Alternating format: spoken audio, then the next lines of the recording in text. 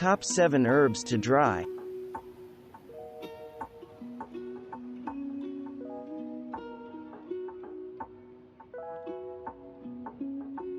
One of the best things about having a small bay tree is that the leaves basically dry themselves as they grow older and get ready to fall off. Bay leaves start off with a menthol-like scent and taste, but if you simmer them long enough, they mellow into a tannin-backed note that works its magic in dishes the way a dash of nutmeg does. You can't quite tell what it is, but it makes the dish better. However, like nutmeg, too much of a good thing can ruin a dish. Dill is one of those plants that keep on giving. The leaves are aromatic and tangy. The flowers attract beneficial insects. The seeds are delicious on their own and they self-sow, providing you with more plants. Dill's narrow leaves are quick to dry and a little difficult to work with. Try drying them in a paper bag. If any herb holds onto its aroma when dry, it is lavender. It is the flowers that we eat or drink. Even dry, they are quite pungent, so be sure to break them apart into individual buds before using.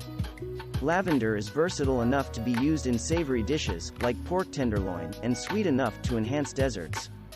Some popular favorites include lavender shortbread and lavender vodka.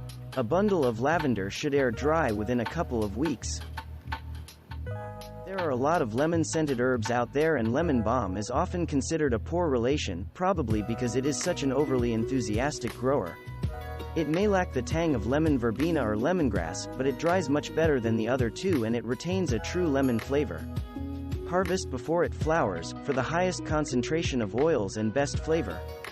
Lemon balm dries best in a dehydrator or when air dried. Oregano is one of the most popular dried herbs for cooking. Where would tomato sauce be without it? Dried oregano actually tastes better than when it is fresh.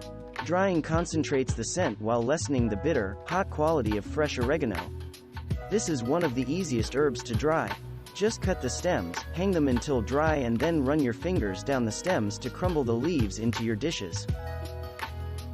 Dried rosemary is not necessarily better than fresh, but it does have its pluses. Like bay, rosemary seems to mellow out when it is dried. It loses some of the overwhelming pine-like scent, however, it also loses its pliable texture and becomes as brittle and tough as pine needles.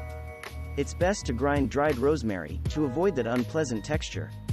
To dry it, all you need to do is remove a sprig from the plant and let it sit for a couple of days. Keep in mind, even dried, you only need a tiny amount to flavor foods. Go easy, you can always add more. The flavor of thyme becomes much more delicate when dried, and it's the rare herb you will use in larger quantities dried than fresh. However, like oregano, it is extremely easy to dry on the stem. Leave the stems intact when storing, and run your fingers down the stem to crumble the leaves when you are ready to add it to your cooking. This helps thyme retain its oils and a lot of its aroma and flavor. Air drying works well with thyme. Thanks for watching. Subscribe for more interesting videos.